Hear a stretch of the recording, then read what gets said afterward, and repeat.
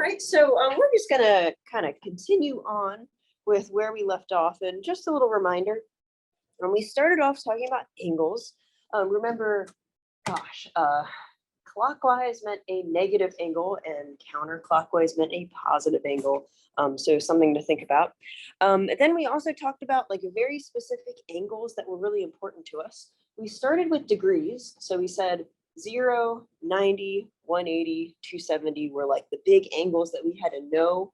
And then like using that, we could be able to draw any other angle. And then after I told you that, I kind of broke it to you that you also had to know these other angles on the unit circle, which is just a circle with radius 1 on the plane. And I told you that you had to know all these different angles, but you really didn't have to know all of them by memory. You could add and subtract certain numbers to get to other values on the unit circle as well. So, you know, it's either memorization or know how to get to them kind of quickly, right?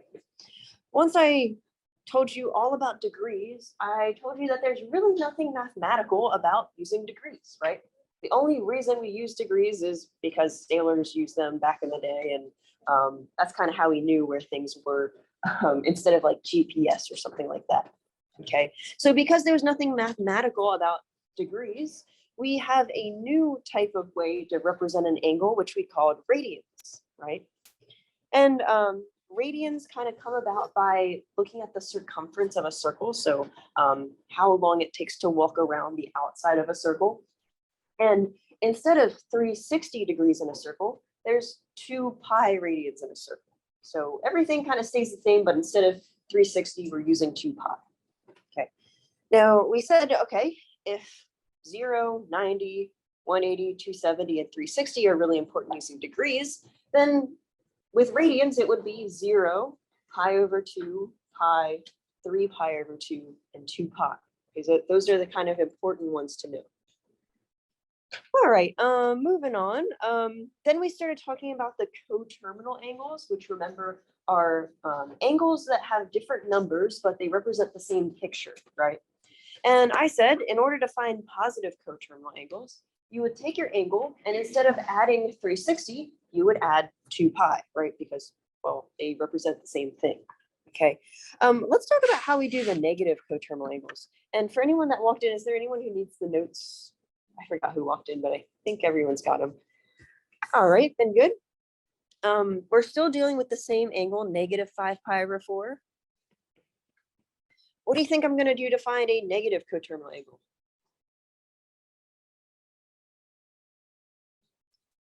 Minus 2 pi, right? Plus 2 pi to find positive, minus 2 pi to find negative, right? Now I'm going to walk you through subtracting the fractions. There is an easier way to do it if you have like one of those fancy calculators. But for those of us who don't, we can easily do this using fraction subtraction here. So it looks like we have a negative 5 pi over 4. And I don't really remember who said it last time, but the trick to subtracting fractions is to find a common denominator. Make sure the denominators are the same. Since we already have a 4, might as well make the other fraction over a 4. The pi is just going to stay on top, right? And how do I write 2 pi as a fraction over 4? Negative 8 pi. Yeah, negative 8 pi over 4. Good. So I just changed 2 pi into 8 pi over 4. Okay. Once we're here, we can take negative 5, subtract off 8 pi, and oh gosh, I don't have my notes with me, so I'm doing this in my head. 5 plus 8 is 21, I think. Nope. 13. Wow. Okay. It's a little bit early for this. Thanks. But negative 13 pi over 4 should be your answer. Okay. I took a peek at my notes and it said 21 for the other one. That's okay. Okay. So this is a negative coterminal angle. Okay. Of course, you can do the calculator trick, but if you don't have your calculator, you can always resort to this. All right. To find the other negative coterminal angle, well, what can I do to get that one? Subtract 13 pi over 4. Good, right? We're just going to take the coterminal angle that we just found, not 3 pi over 4, but 13 pi over 4, and subtract 2 pi again, right? Instead of taking 5 pi over 4 and subtracting 2 pi twice. It might be easier to start with the one that we already found and subtract off of 2 pi again. So same deal here. We're going to take 2 pi and represent it as a fraction over 4, which is 8 pi. And this one is the negative 21 pi over 4. Okay, this is the one that we're looking for. Okay, now there aren't just 2 positive coterminal angles and 2 negative coterminal angles. There's actually an infinite number of coterminal angles that we could find, right? We can either just add 2 pi over and over again. We can subtract 2 pi over and over again. But there's many different ways to represent an angle than just one measure, right? All right. Any questions on coterminal angles? All right, then why don't we go to the next page here? And just like we did with degrees, which was a little bit easier because we dealt with numbers that we liked, let's try to draw angles with radians. Okay, let's see how we can do this. All right. So why don't we start kind of easy here? Okay. What do I want to start with? I don't know if I want to start with this one. Yeah, let's do it. Okay. So here I am. I have pi over 4, and I want to draw it on the unit circle, right, or on the plane here. Okay. The way that you do this is the same as you did with degrees, but you're going to have to think a little bit more because we have fractions going on, right? So I know that my 5 important angles are 0, pi over 2, pi, 3 pi over 2, and then when you're back at 0, you're at 2 pi, right? So the same thing with radians, but we're dealing with fractions. But now we're like, okay, still don't know where pi over 4 goes because maybe I'm not good at fractions. I don't know where the fraction goes, right? Here's my trick, okay? Decimals are easy, right? Decimals are easier than fractions. And in particular, pi is kind of hard to work with. So why don't I just change pi over 4 to a decimal times pi, okay? I know pi over 4 is 1/4 times pi. And if I do 1 over 4 in my calculator, I'll get 0.25 pi, right? Okay, well, I know that pi over 2 is the same as 0.5 pi, right? Pi is the same as 1 times pi. 3 pi over 2 is the same as, 1.5 pi, right? So what quadrant is this angle going to lie in? Is it going to be in quadrant 1, 2, 3, or 4? 1, right? Because 0.25 is between 0 and 0.5, right? So if you have trouble thinking about the fractions, which I definitely do, you can just be like, okay, I know 0.25 is between 0 and 0.5. So pi over 4 has to be between these two, okay? Now, it's actually right in the middle, right? 0.25 is exactly half of 0.5. So I know my angle has to be there. Okay, is my angle gonna go counterclockwise or clockwise? Counterclockwise, right? When we have a positive angle, we're always going the counterclockwise direction, starting at the initial side and going to the terminal side. So that is a pi over 4 angle. Why don't we do a -1? I think if you feel confident, you can kind of ignore me, but why don't we do a -1 first? Why don't we pick the last one, 4 pi over 3, okay?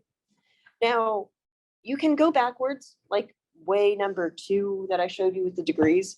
But what I like to do here is I like to do a coterminal angle just because I don't like fractions. Negative fractions are even worse than regular fractions. So why don't we do a coterminal angle?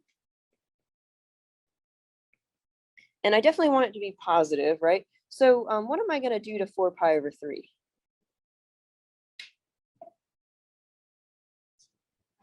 Yeah, add 2 pi, right? Okay, well, I know I have to find a common denominator. What's 2 pi as a fraction over 3? 6 pi, good. So when I add these together, I'm really trying to find the angle for 4, 5, 6 pi over 3. So 2 pi over 3, right? This is what I'm looking for here. Okay. So not very good with fractions. Don't know how to draw that. I know that this is 0. I know that this is pi over 2 or 0.5 pi. I know that this guy is 1 pi. And I know that the thing on the bottom is either 3 pi over 2 or 1.5 pi, right? Okay, if I go in my calculator and type 2 over 3, I know that 2 over 3 is 0.6, right? 0.67 pi. Okay. All right, so I know this.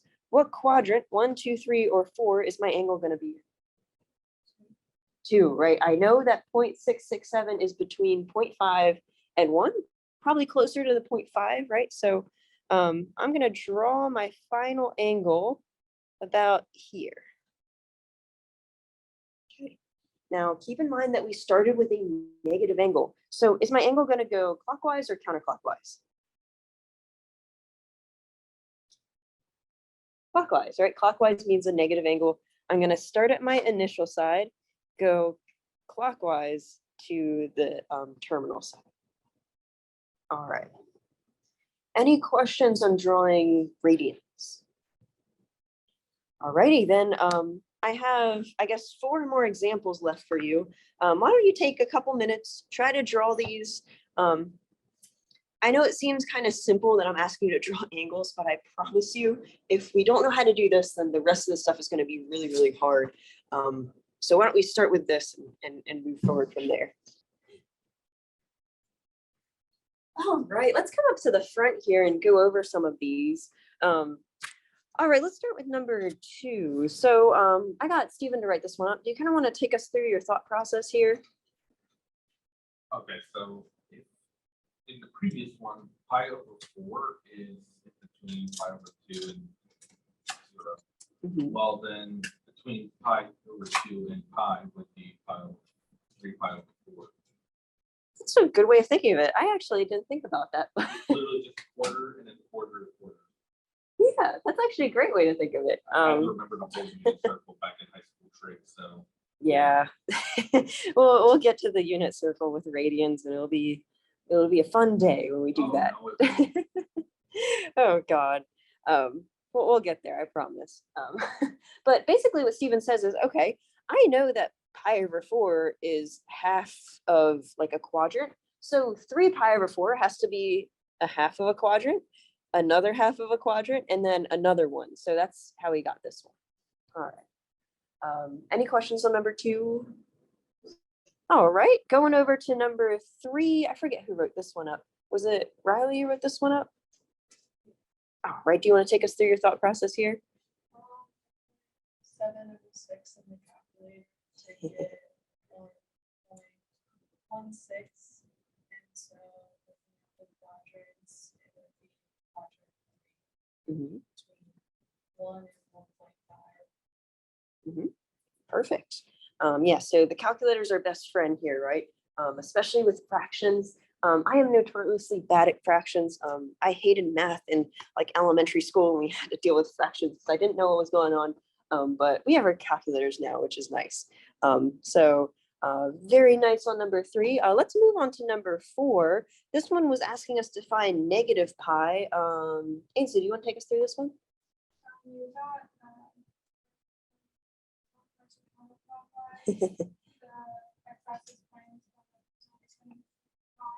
Uh-huh.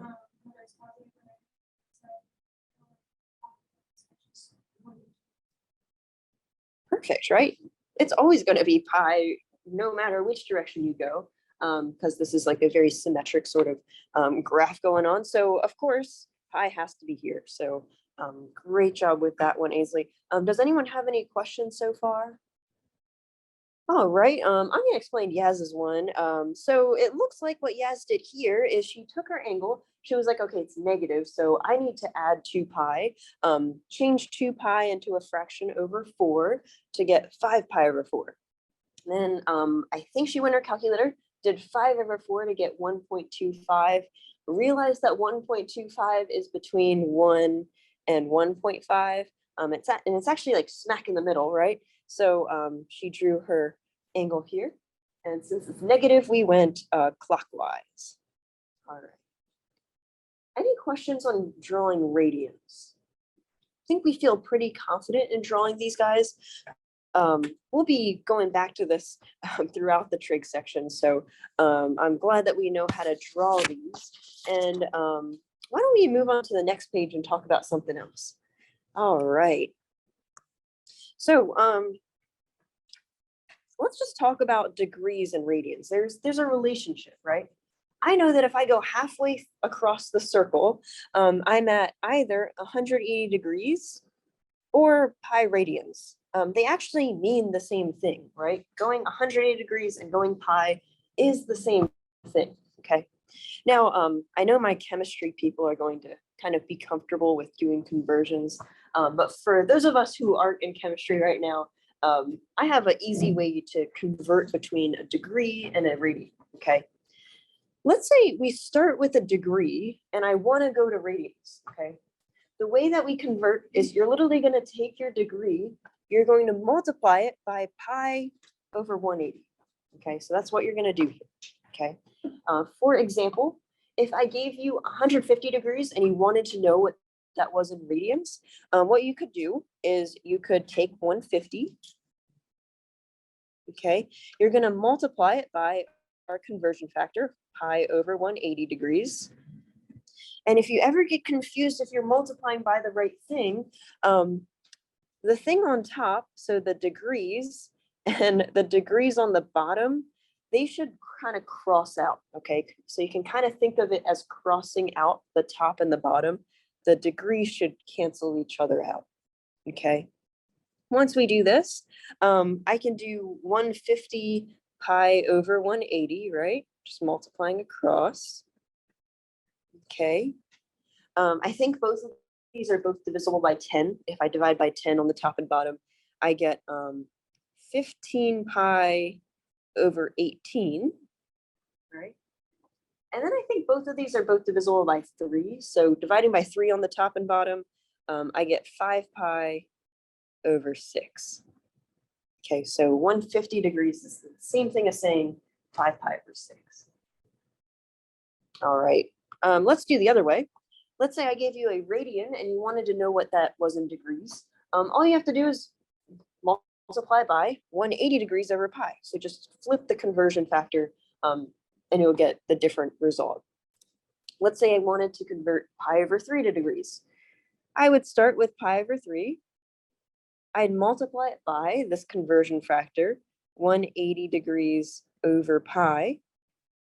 And usually with the degrees, the pi's are going to cancel out. So if you don't cancel out pi's here, you might be doing something a little bit wrong, okay? Looks like the pi's cancel each other out. And we're left with 180 degrees over 3. And 180 divided by 3 is 60 degrees. Okay, so easy conversion factor to multiply by, to convert from one thing to another if you ever kind of forget what they are. All right, any questions on converting between degrees and radians? All right, well, I think you know what's coming. We did this with the, we did the unit circle with degrees. Why don't we do the unit circle with radians? I know it's kind of bad, and I promise you it gets worse. So we have not reached the extent of the unit circle yet. There's more stuff coming, but I'll give you a little taste of what we're doing now. Okay, so with degrees, or sorry, with radians, we know that the important ones to know are 0, pi over 2, right? Pi, 3 pi over 2, and then 2 pi back again at the front, right? Now, I told you that these are the only ones you kind of have to know, right? I'm going to give you 3 more that you should know, and then the other ones you should be able to find on your own, okay? Okay, so let's talk about this angle here. Okay. I think we said that this was 45 degrees last time. And the reason we were able to figure that out was this angle kind of bisects or cuts in half the 90-degree angle, right? So if I took this angle and cut it in half, I would get the angle in the middle, okay? So how do you think I would figure out what this angle is?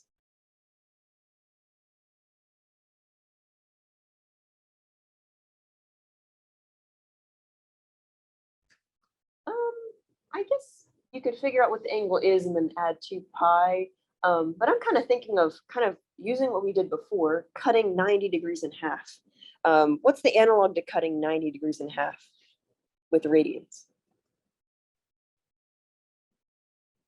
Well, 90 degrees in radians is pi over 2, right?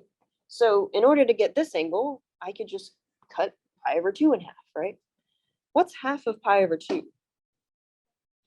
Pi over 4, right? So this angle is really pi over 4. And all it is just cutting the 90 degrees by half. Okay. Okay, well, this isn't the only angle that cuts something in half, right? The other quadrants also do it, right? So this quadrant here cuts the second quadrant in half.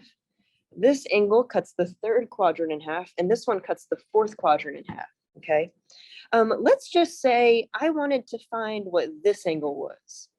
How would I find that angle?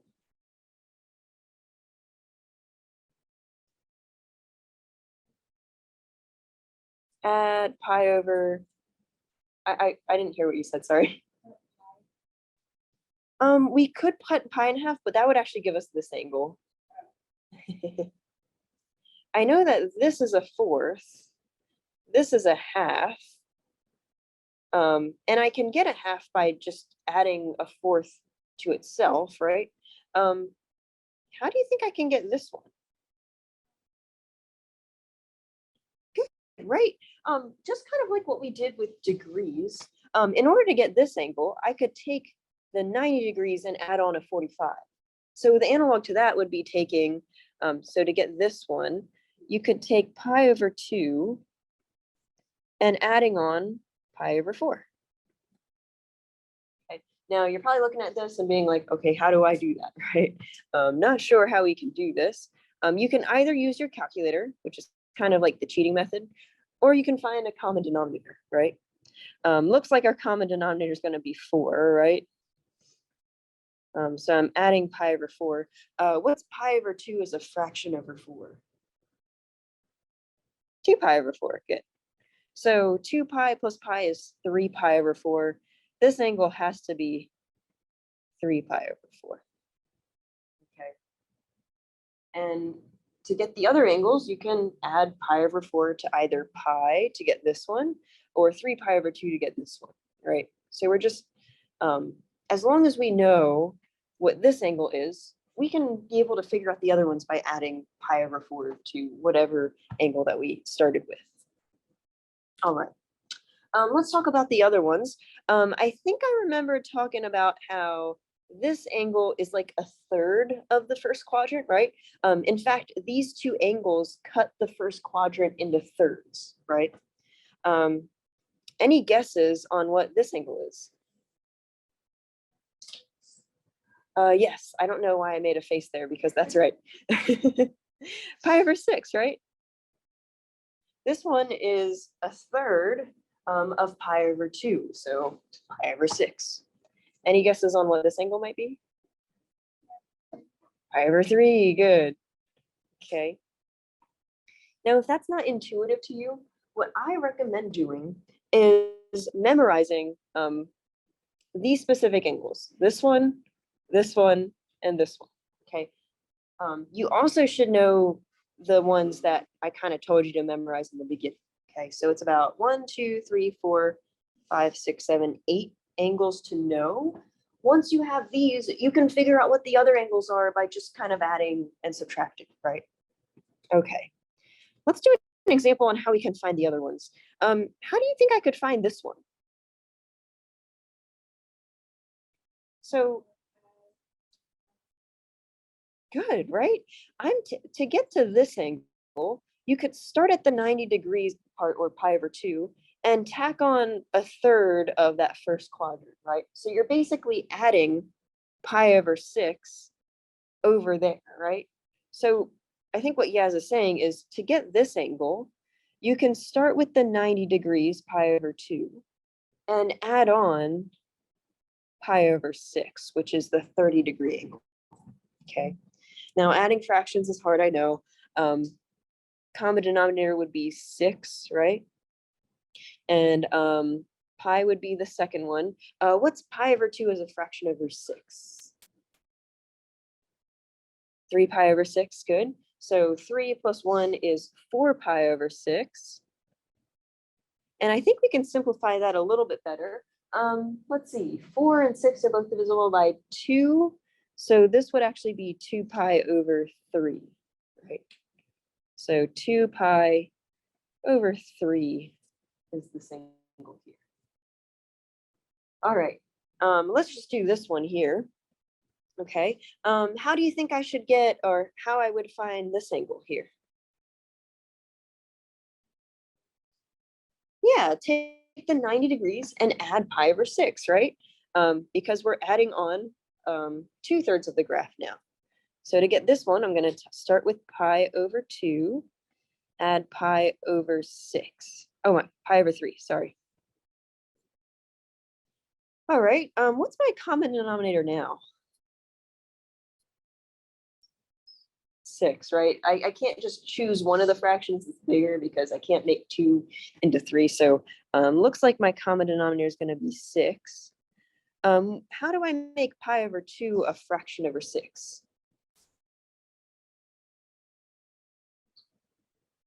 Times, is it 3? I didn't hear what you say, sorry.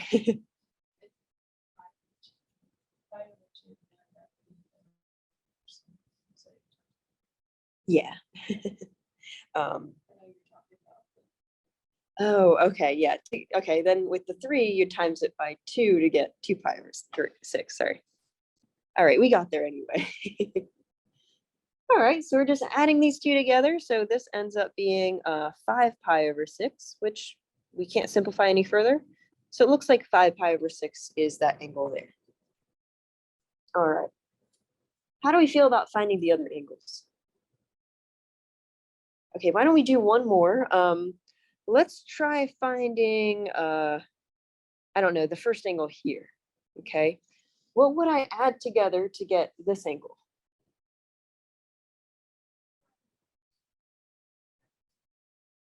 Pi plus, did you say pi over 6?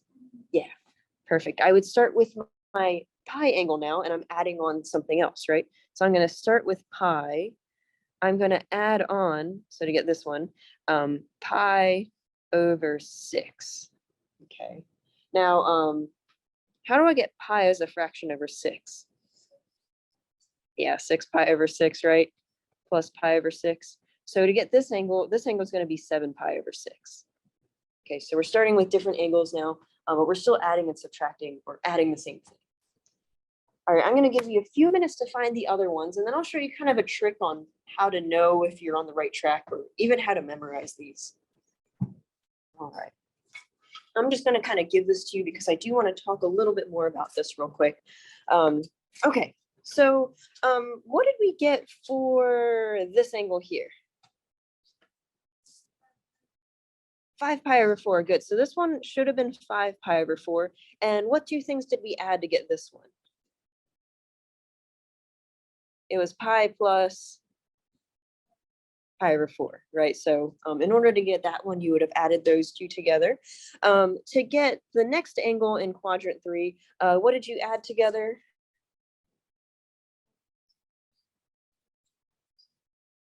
I think it was just pi over 6, right? So pi plus pi over 6, right? Oh, no, oh, I see what you did. Okay, no, it should have been pi over 3, right? 2 pi over 6 would also work. Sorry, sometimes I talk and I don't think. All right, and what angle did we get here? 4 pi over 3, good. Okay, now let's just do one more of how we'd get these. What would I add to get this angle right here in the fourth quadrant? Pi over 6 to which one? 3 pi over 2, good. So to get this one, you do 3 pi over 2 plus pi over 6. Okay, what did we get when we added those two together? 5 pi over 3, good. Okay, and then let's just do the last two. What was the middle one? 7 pi over 4, and then what was the last one? 11 pi over 6, good. All right. So basically, all you have to know are the 8 angles that I highlighted. To get the other ones, it does require a little bit of work, but you can be able to figure out where it is on the unit circle. Let me just tell you some things to look at on the unit circle to make sure you're either on the right track, or if you want to memorize everything on the unit circle, you can also do that. Let me just show you something real quick. Let's just focus on the middle angles here. So this one, this one, this one, and this one. Okay, so the ones that cut things in half. If you take a look at the denominators, they're all over 4, right? So everything in the middle should be over 4, okay? Taking a look at the ones that kind of are lower on the scale, so that are closer to the x-axis, so let me kind of highlight these, okay? If you look at these ones, they're all over 6, right? So if you want to kind of point out these are going to be over 6, okay? And then finally, the ones that are closer to the y-axis are the ones over 3, right? So the denominators, they're always 3, okay? So you can either memorize all the angles, which isn't too bad because they're like very symmetric about the x and y axis. So you can kind of memorize what the denominators are, and then you know where the numerators are. Or you can kind of do this to be able to figure out what the angles are. It doesn't take too much time to add the fractions together. Yeah, so I would recommend doing that. All right. Any questions on the unit circle? All righty, then I thought we'd,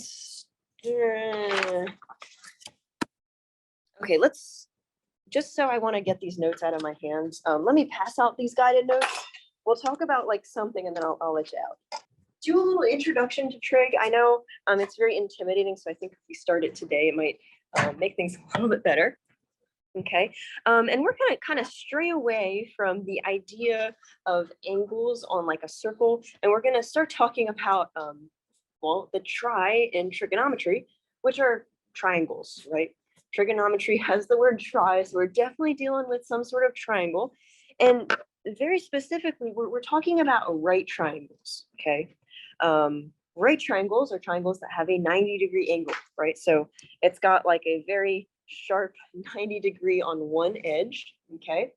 And the sides actually have different names for them. We'll talk about what they are later. There is one famous side. What do we call the longest side on a triangle? Hypotenuse, good. So some people call it the hippopotamus. I call it the hypotenuse. Okay, so the side that's the longest is always the hypotenuse. And I think we kind of know that from maybe high school and stuff like that. Okay. Traditionally, the hypotenuse is the angle opposite of the right angle, or you can think of it as longest side, right? Okay, right triangles, I'm sure you've heard of the Pythagorean theorem. What this does is it relates the lengths of the side lengths. All right, see ya. It relates the lengths of the side lengths. And in particular, C is always going to be the hypotenuse, okay? So the hypotenuse, or the longest side, is always going to be by itself in the equation. Everything else is going to be on the other side, okay? What this says is I take the lengths of each of the side lengths, square them, and add them up. I'm going to get the square of the hypotenuse. Let's just do a little example, or at least set it up, okay? So in a lot of questions, I'm going to give you a right triangle. I'm going to give you two sides of it, and you're going to have to figure out what the other side length is, okay? So let's try to do this.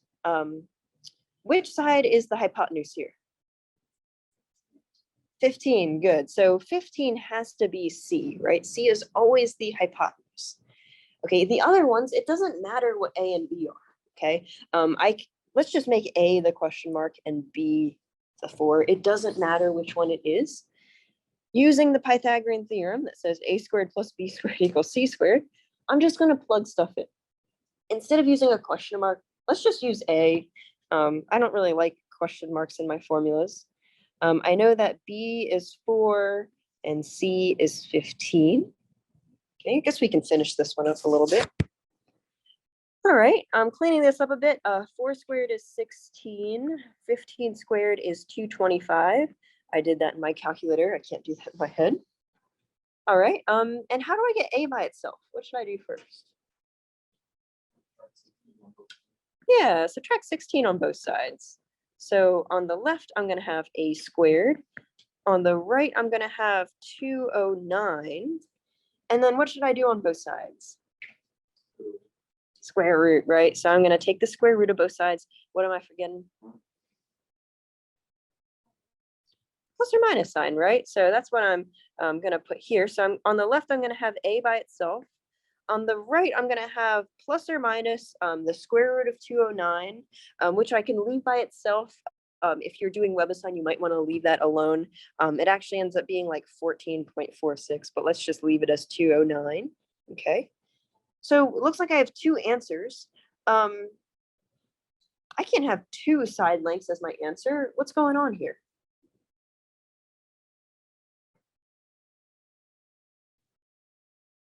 So A can't be both positive square root of 209 and negative square root of 209 because there's only one side length, right? Which one's my answer? Yeah, negative side length wouldn't make sense, right? It doesn't make sense to have a negative length of a triangle or of a side. So we're only gonna keep the positive one because, well, that's the only one that makes sense here. Okay, so keep the positive one. Okay, and the side length is the square root of 209. All right. Any questions on example number 1? All righty, then I'm gonna let you go. I will see you tomorrow. We'll talk about trig functions a little bit more. I know it's a little bit scary, but we'll get there. All right, I'll see you tomorrow.